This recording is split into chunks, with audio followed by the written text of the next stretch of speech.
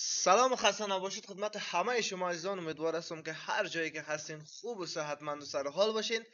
چنل وس گیمینگ دوباره آمدیم به طرف ویدیوهای درسی ما. امیدوار هستم که از ویدیوهای گذشته ما خوشتان آمده باشه و ازشون استفاده کرده باشین.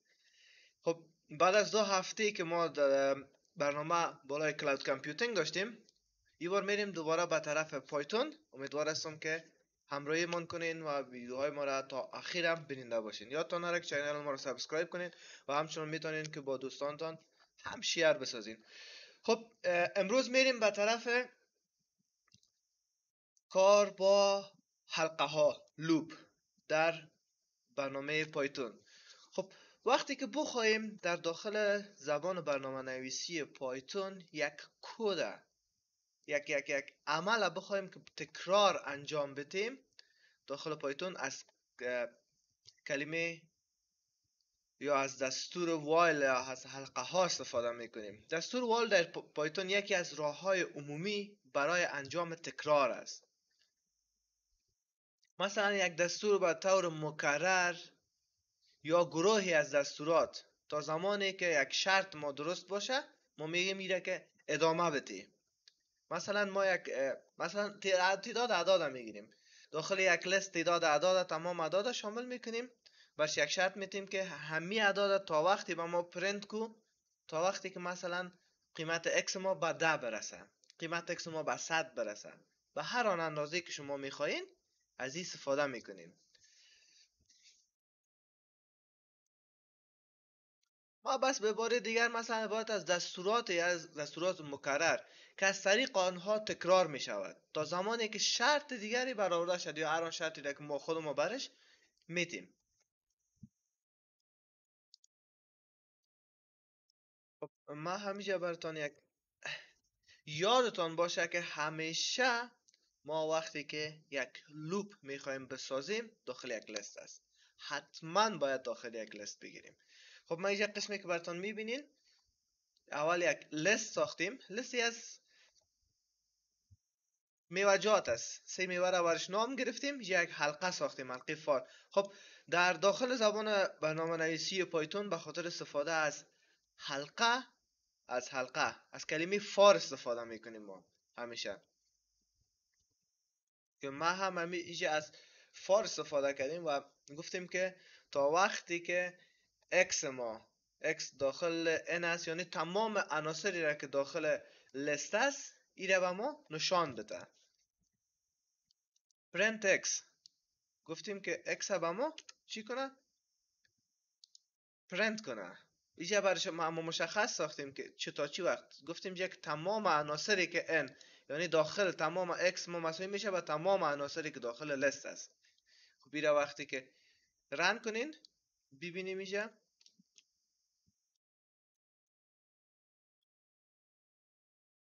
از کلمه کیوی، بانانا، اپل تمام عناصری را که ما داخل از این لیست ما ساخته بودیم یعنی گنجانیده بودیم تمامش با ما چاپ کرد. خب اگر اضافه هم کنیم میره، خب با کامه جدایشان میسازیم و امرا با دبل کوتیشن. یادتان است که تمام کاراکترهایی را که ما می ساختیم در زبان برنامه‌نویسی پایتون حتما باید داخل کاراکتر باشه. خب یک میوه دیگه هم که اینجا مثلا بسازیم، پی.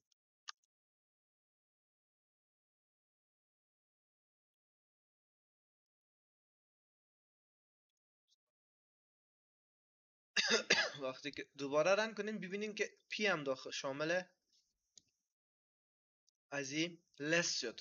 خب میتونیم مثلا داخل از این اعداد هم بگنجانیم. مثلا میتیم 1 2 3 4 5 6 7 دوباره 7 دادیم 9. و وقتی که ای را هم رن کنیم ببینیم که تمام اعدادی را که داخل لیست ما هست با ما پرینت میکنه. دیگه ببینیم که شامل یک حلقه شد، تمامش با ما اینجا پرینت ساخت.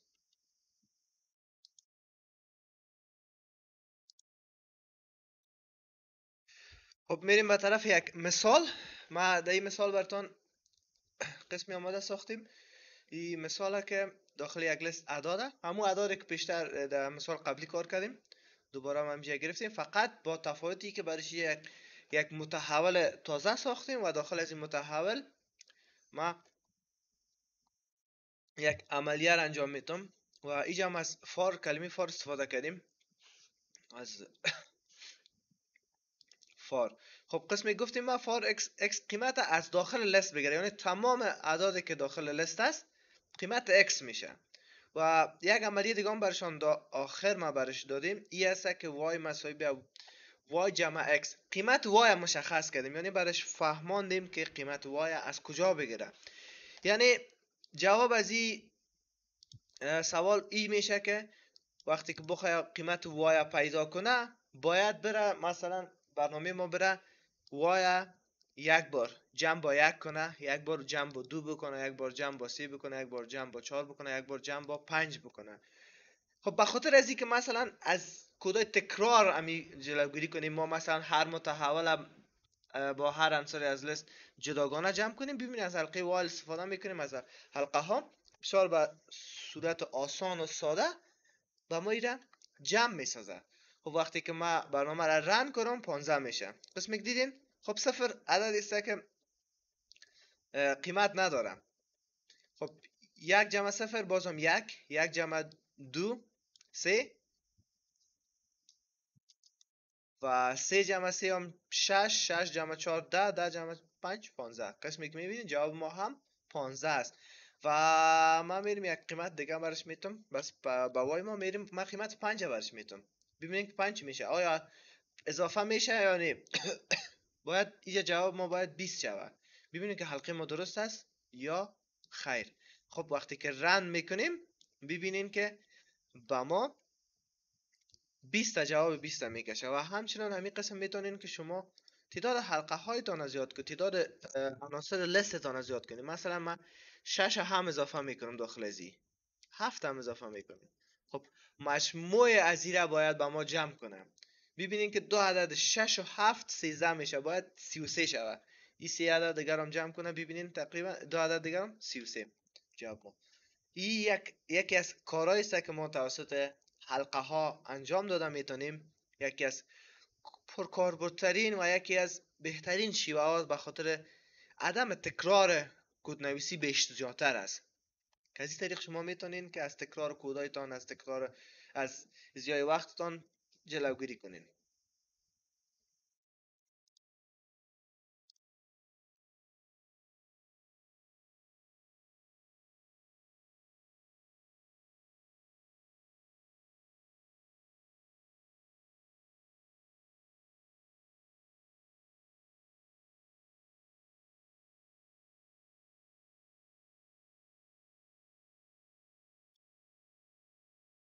خب میریم به طرف حلقه های تکراری یا تکرار حلقه ها در رشته ها، رشته یا استرینگ.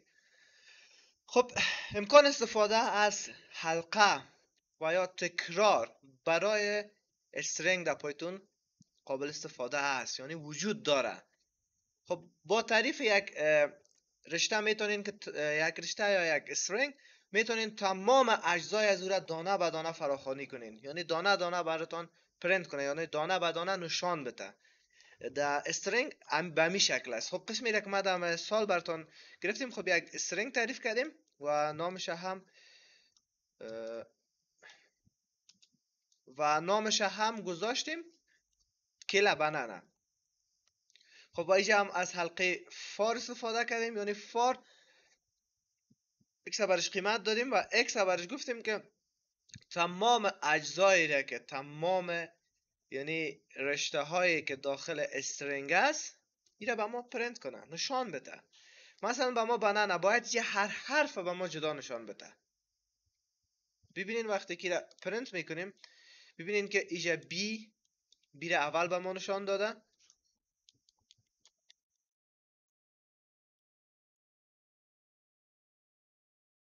چرا زوم نمیکنه؟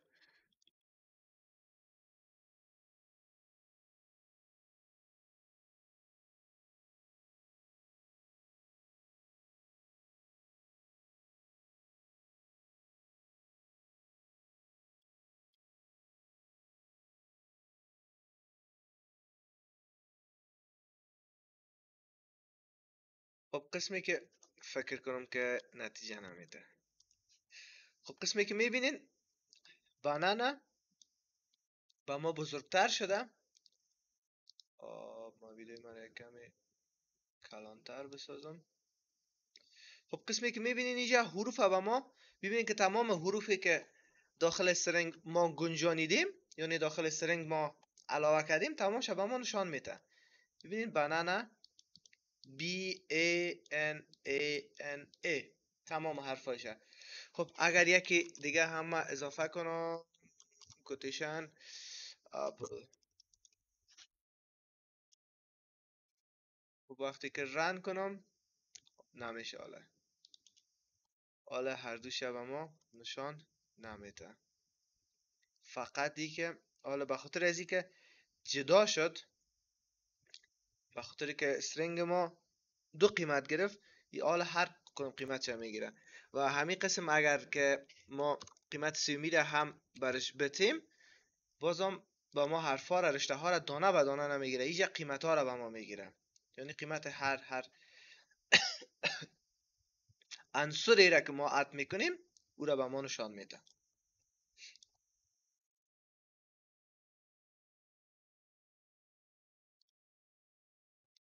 خب دستور بریک در حلقه یعنی در تکرار در پایتون. خب بریک قسمی را که میفهمیم به معنی وقفه و یا ایستاد شدن، یک مکس کردن، جای یک وقفه گرفتن. خب دستور بریک عبارت از قابلیتی است که به شما کمک میکنه تا در صورت لزوم یا در صورت تکرار از حلقه که دارین خارج شوین، یا از حلقه را که مثلا تا هر جایی که ادامه دادین برش مشخص کنین که نمی حلقه ما تا به اینجا پیش بره، بس از او پیش دیگه نره، دیگه استاد شوه میشه یا وقفه بگیره یا میشه بسی است. خب ما براتون یک مثال کار میکنم. ما اینجا براتون قسمی که میبینین از خب سفر ما باید یک کمی فارد کنم که دیده شوه. خب بله. خب قسمی که میبینین ما اینجا براتون از یک دستوری از میوه ها استفاده کردیم، از فروت که سه میوه را اینجا گنجانیدیم که اپل، اورنج و بانانا. خب میریم کد خود ادامه میدیم. بازم از کلمه فار استفاده میکنیم.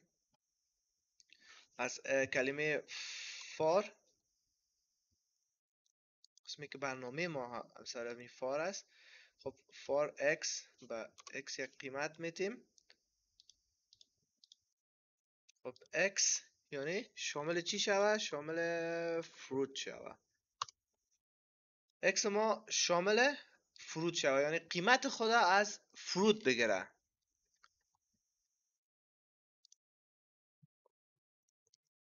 بله ایره هم بسته میکنیم. خب ما فعلا که هستیم داخل داخل چی هستیم؟ داخل حلقه فار هستیم. خب از اینجا ما از کلمه f استفاده میکنم. f یعنی حلقه ما تا زمانی ادامه پیدا کنه که f f x ما f x ما مساوی x مساوی شوه با چی؟ مساوی ما شوه مثلا ما اینجا براتون انتخاب میکنم بانانا، تا وقتی که ادامه پیدا کنه که با بانانا برسه. خب داخل کوتیشن برش میتیم بانانا.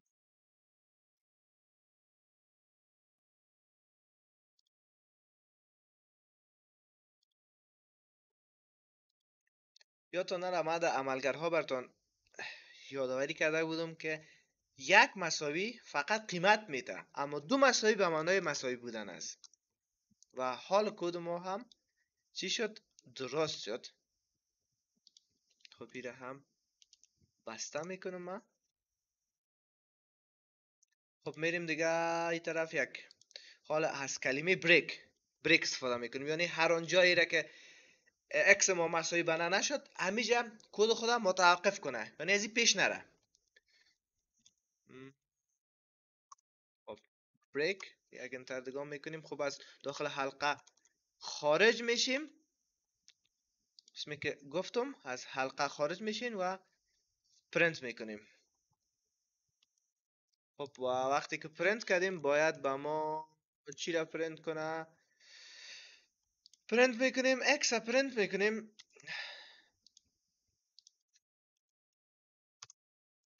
بله اکس را پرینت میکنیم. اکس را وقتی که پرینت کردیم، خب اکس را پرینت میکنیم، برش میگیم که اکس را پرینت کنه. اکس با ما باید تا زمانی پرینت کنه تا وقتی که قیمت به بنانه برسه. خب ما یک قیمت دیگه میتونم به خاطر خوبتر بفهمیم. کوتیشن پی. خب وقتی که رن میکنیم ببینیم که وقتی که به بنانه رسید دیدین که استاپ شد، یعنی حلقه ما از این پیشتر نرفت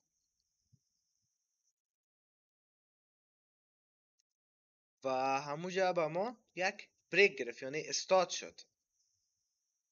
ببینید وقتی یکی از خوبی های پایتونی است وقتی که شما کرسر بالای هر عملی را که میبرین به شما تمامش تشریح میکنه. ببینید بریک نیانلی بسیار خوب است.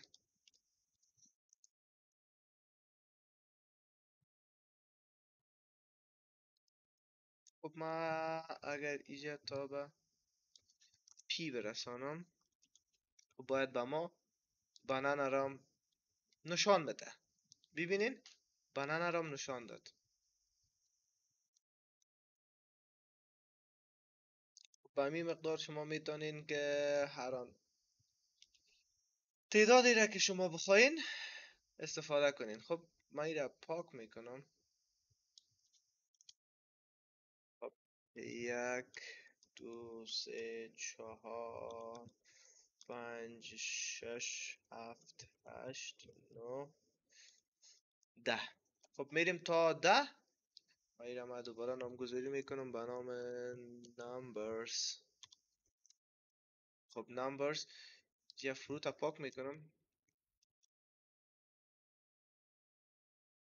بله numbers و اینجا برش قیمت میتونم تا وقتی که ادامه پیدا کنم، تا وقتی که 7 میشه. خب وقتی که رن میکنیم ببینیم با ما باید 6 عدد اولی را نشان بده. از 1 شروع کنه تا 6 و خود 7 شامل نمیشه، به خاطر که وقتی گفتیم وقتی که تو به 7 رسیدی باید استارت شود، عملی ما متوقف شود. ببینین اینجا متوقف میشه تا به 6. خب همین قسم میتونیم که مثلا این قیمت 10 بدین. خب خود 10 شامل نمیشه تا به 9 به ما ادامه پیدا میکنه. ببینید همین قسم 1 2 3 4 5 6 7 8 و 9.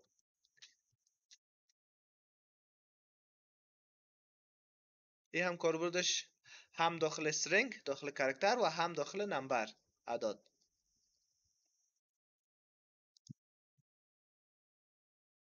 تمام از اینا خیلی خوب است.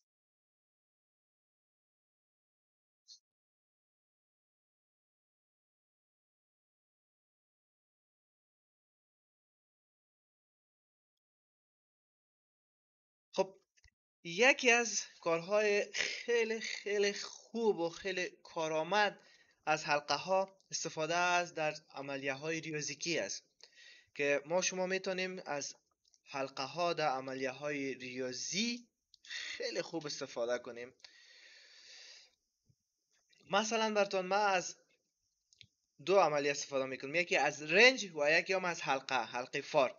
خب به خاطر از این کار ما یک متحول میتونم متحول قیمت گذاری میکنم به نام آی و از حلقه فار استفاده میکنم و همچنان از رنج.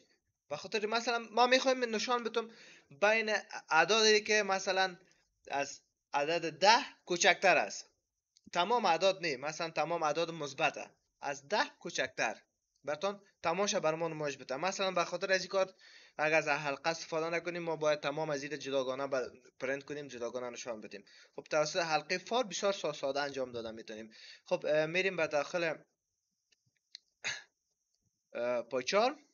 خب من از حلقه فار استفاده میکنم. خب قسمی که براتون گفتم از فار، خب ما یک متحول میتونم به نام n یعنی numbers. خب numbers ما از کجا باشه؟ n یعنی داخل رنج.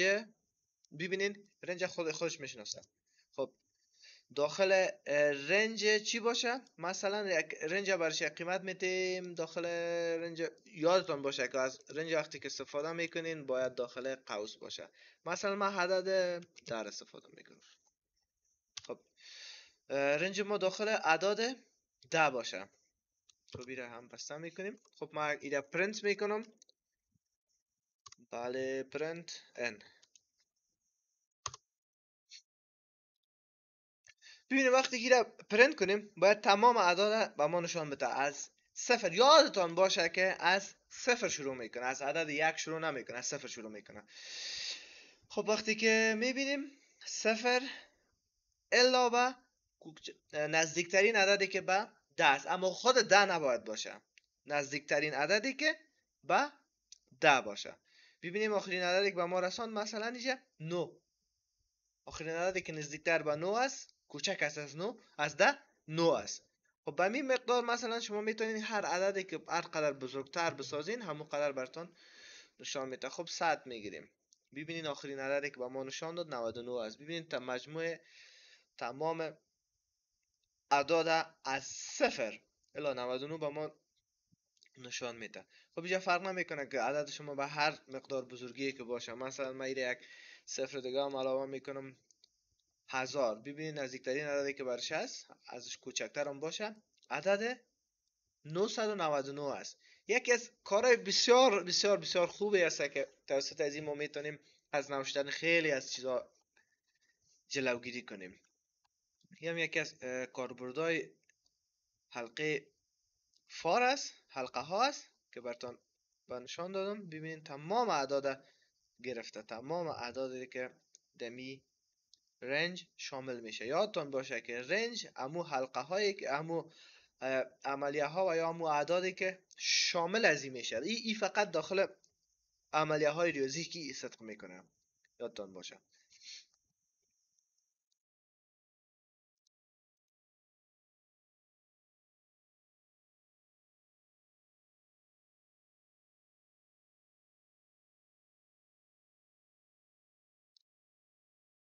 ببینید تابع رنج اگر ما بخوایم تعریف کنیم، تابع رنج عبارت از عدد اول یعنی عددی که ما برش میتیم نشان میده از نقطه شروع تا عدد نهایی.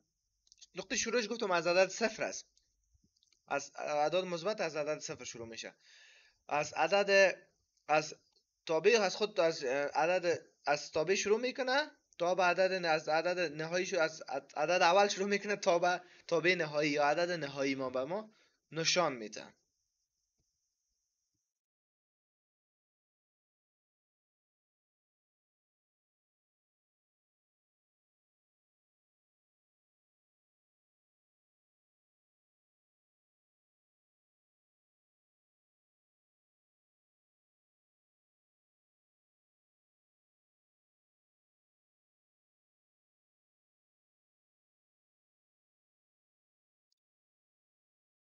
خب میریم به طرف یک نوع دیگه از حلقه ها به نام حلقه های 2 در 2. یعنی قیمت مثلا دو سطر داریم. خب ما اول یک تعریف میکنم، باز بعد از اون میریم داخل مثال. داخل مثال بسیار خوبتر ایره باز میفهمیم. در کنار استفاده از حلقه های تکرار در پایتون شما میتوانید از حلقه های تکرار 2 در 2 در پایتون هم استفاده کنین. بدون هیچ محدودیتی ما میتونیم استفاده کنیم. این کار باعث از این میشه تا به شما قابلیت های منحصر به فرد داخل پایتون براتون بته. خب قسمی که گفتم در مثال ایره خوبتر میفهمید. قسمی که ما در داخل از این مثال براتون کار کردیم، براتون یک بخش از موتور ساختیم. یک بخش از موتورها ساختیم، مثلا نام موتورها را BMW ماندیم، پورشه و والوو. خب این موتورها را و من از لیست دوم ما برش از این ساختیم که رنگایش بگیرم، رنگ برش دادیم. خب اینجا ما از کلمه فار استفاده کردیم که قیمت X ما را فار از کالر بگیره و همچنان با اینجا با وای هم قیمت داریم، دو متحول داریم X و Y و اینجا هم برش دادیم که قیمت وای ما را از کارز بگیره. اگر دقت کنین ببینین که وای قیمتش از موتورهایی که ما برش نامگذاری کردیم میگیره و X از رنگش، نوعیت رنگ به ما نشان میده. خب وقتی که ایره رن کنیم ببینین مثلا ما براتون بگویم باید وقتی که رد بگویم رنگ سرخ باید برش هر سه از این قیمت ها را بده. هر سه مثلا رنگ سرخ باید در هر سه موتور به ما بده. مثلا باید با رد BMW، رد پورش و رد ولوو. قسمی که میبینین ببینین رد BMW سرخ، پورش سرخ و همچنان ولوو سرخ. بسیار ساده. خب فقط میتونیم ما ترتیب از این اگر به این شکل بگیرم خوبتر میشه فکر کنم. جه هم X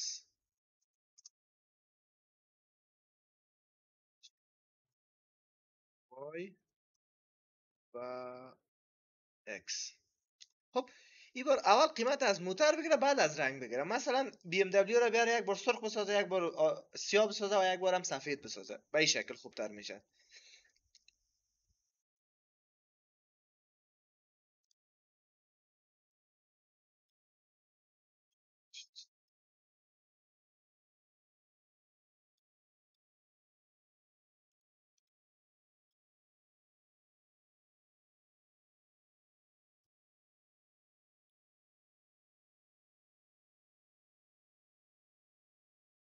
خب ببینین اول ببینین رنگ سرخ BMW ما را سرخ ساخت، دوم پورش ما را سرخ ساخت و ولوو را هم سرخ ساخت. ببینین رد. و در پایینش هم ما یک لحظه صفحه را کمی نزدیکتر بسازم که قابلیت دید داشته باشه. بله. خب قسمی که میبینین و در اینجا هم رسیدیم به رنگ سیاه. اول BMW ما را سیاه ساخت به خاطر BMW در اول قرار داره، رفت به طرف پورش هم رنگش برش سیاه قیمت داد و ولوو را هم برش رنگ سیاه و قسمی که میبینین همین قسم با سفید هم مرسیش سفید هم رنگ داد. خب اینجا فقط برشون رنگ دادن گفتن اینجا نمیشه، ما به خاطر از این میگم که شما خوبتر بفهمین برش قیمت داد. البته داخل پایتون باید این برش بگیم وقتی که میخواین که حرفه‌ای تر باشیم باید بگیم برش قیمت داد. قیمتی را که از لیست دوم ما از کالرز میگیره میره و موتر میده و لیست اولی ما برش قیمت گذاری میکنم. یه مثال از ای امیدوار هستم که خوشتان آمده باشه. یه مثال های اضافی هست که از حلقه های وایل ما براتون کار میگیرم و براتون هم تعریفش میکنم و همچنان براتون هر کدامش براتون مثال براتون میارم.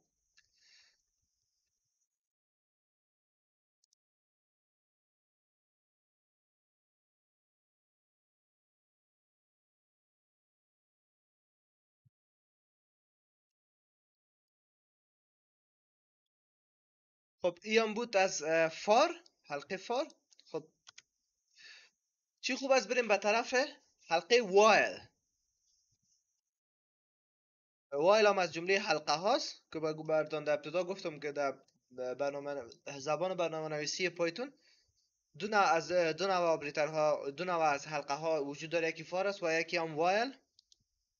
خب حلقه وایل در پایتون قابلیت خیلی عالی است و به شما این توانایی را به شما میده که به عنوان حلقه تکرار در پایتون از استفاده کنین. خب تعریف به طرف تعریفش. خب حلقه وایل عبارت از حلقه است که به ما کد ما را مشخص میسازه که تا یک زمانی به ما پیش برو، یعنی تا یک زمانی به ما قیمت بدی، تا یک زمانی قیمت تا خودت بگی.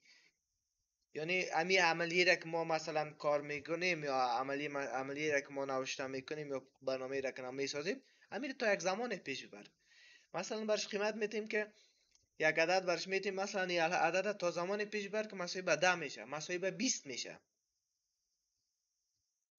این مثال خوبترش است.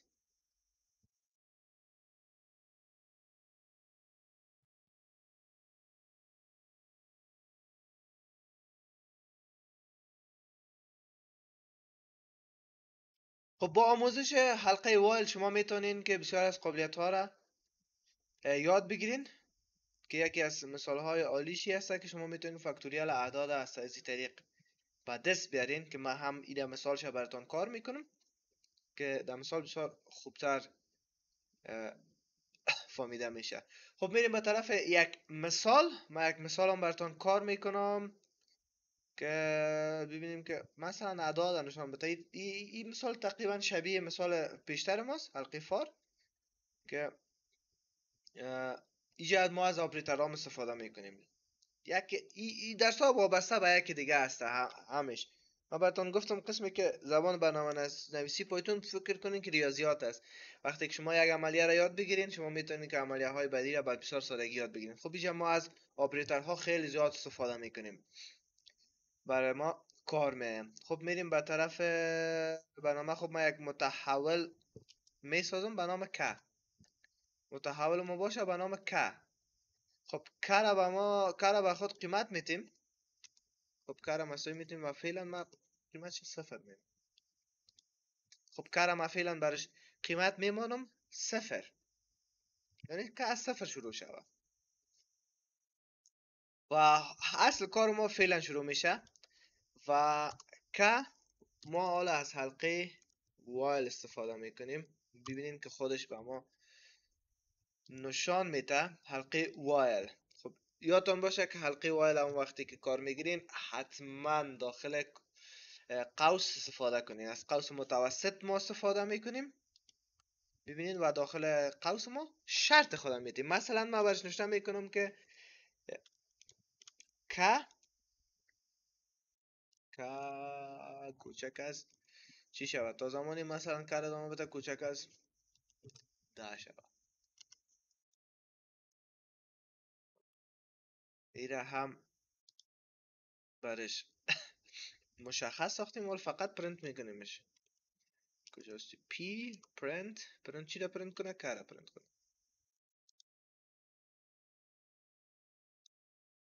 ببینین که عملیه ادامه پیدا میکنه. 0 0 0 0 هم تو رفته میره، ادامه داره. unstoppable.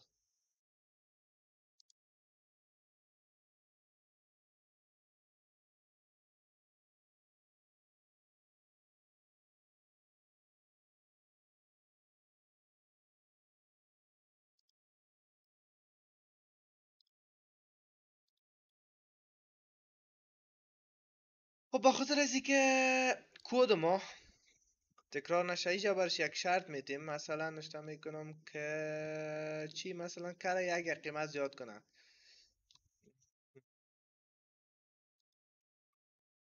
که مساوی به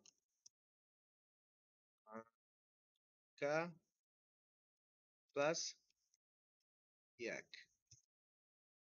برش گفتیم که چی کنم که ما را جمع یک بسازه. حال اگر رن کنیم چی میشه؟ حال اگر رن کنیم ببینین که اعدادی را که ما پیشتر تکرار میگرفتیم او را به ما حال نشان نمیده. تمام قیمت ها را یک میگیره، 0 0 گرفته میرفت، خلاص و هیچ استاد نام نمیشد. و حال ببینین اینجا به ما برش یک شرط ماندیم که جمع یک شود، یعنی که اضافه شده بره. از یک قیمت یک بالای که اضافه شده بره. مثلا قیمتش یک از دو شود، دو سه هم تو با ادامه پیدا کرده بره. خب ببینید اینجا به ما تا وقتی ادامه پیدا میکنه که قیمت که کوچک یا کوچکتر از 10 شود. ببینید باید تا 10 به ما نشان بده. کوچک و مساوی از 10 شود.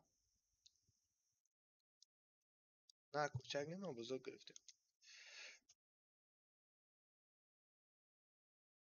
حالا اگر رن کنیم ببینیم چی میشه. 0 فعلا. 0 بزرگتر نیسته. کوچک مساوی.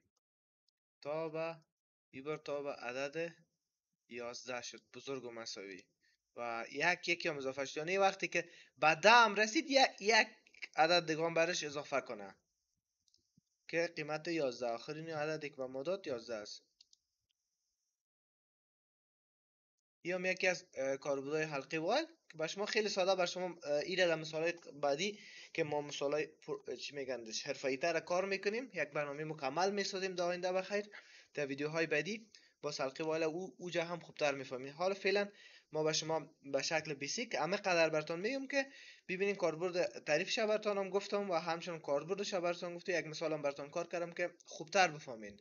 حلقه وایل عملیه و یا کد ما را تا زمان اجرا میکنه تا زمانی که ما برش بخواهیم، تا زمانی که ما خود ما ازش بخواهیم. مثلا تا زمانی که ما برش یک هدف تعیین کنیم، مثلا تا به اینجا برو، وقتی دیدی که همیجا به می جای رسیدی استاپ کن، مثل که اینو برش اینجا مشخص کردیم. وایل میام یکی از راه های استفاده از حلقه وایل. امیدوار هستم که چیزی یاد گرفته باشید.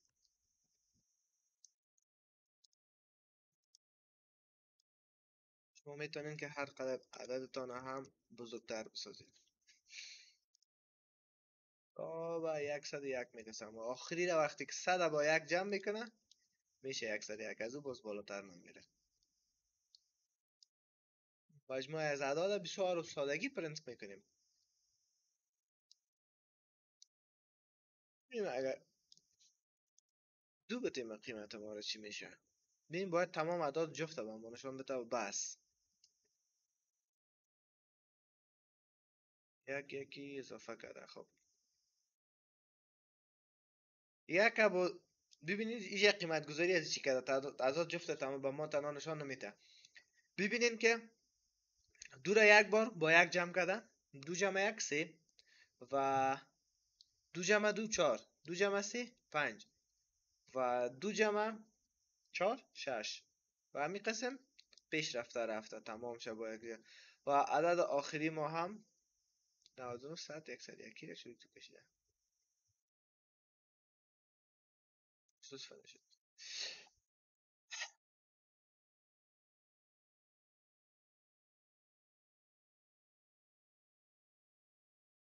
خب جا داره تشکر کنم از تمام کسایی که تا ایدم بیننده ما بودن و ویدیوهای ما را میبینن. خیلی سپاس، خیلی تشکر یک جان. خب یادتان نره که چینل ما را سابسکرایب کنین و همچنین میتونین ویدیوهای ما را با دوستانتان هم شریک بسازین. چینل ما را سابسکرایب با خود داشته باشین تا از ویدیوهای بعدی ما هم با خبر شوین. خب این هم بود ویدیو از حلقه ها، حلقه فار و وایل. هر دوش با مثال، با تعریف، با تمام جزئیات کار کردیم و در مثالهای در درسای بعدی که تمامش با یک دیگه رابطه دارن انشاءالله دوگام از اینا کار کرده میریم. خب این هم بود ویدیوی ای هفته ما. امیدوار هستم که براتون مفید واقع شده باشه و یک چیزی ازش یاد گرفته باشین. خب کم و کاسی هایی که داخل ویدیو میبینید شما ما از شما مزد و همچنین میتونید که شما تمام انتقادات و پیشنهادات و نظریات سالمتان از طریق کامنت با ما بیان کنین تا ما هم در بهبودی خوبتر شدن و هرچی بهتر شدن برنامه های ما ازشان نهایت استفاده میکنیم. همراهیتان هم میخوایم در ویدیوهای بعدی و همچنین یادتان نره که ما روزانه هر روز لایف استریمینگ داریم هم از طریق چینل یوتیوب ما، هم از طریق چینل تویچ ما و همچنان از طریق صفحه فیسبوک ما است. خب جا داره تشکری کنم از کسایی که صفحه فیسبوک ما را هم لایک کردن که تقریبا فامیل ما داخل فیسبوک با 10,000 فالوور رسید. خیلی سپاسگزار هستم، خیلی تشکر میکنم و همچنین من خیلی خوش هستم از اینکه با ما هستین. خب این هم بود ویدیو این هفته ما. بازم یک دفعه دیگه من تشکر میکنم. این هم بود ویدیو این هفته ما. ایام به کامتان باد. خداوند هر آن چیزی را که آرزو دارین برتان برسانه. فعلا خوش و آرام و سلامت باشین.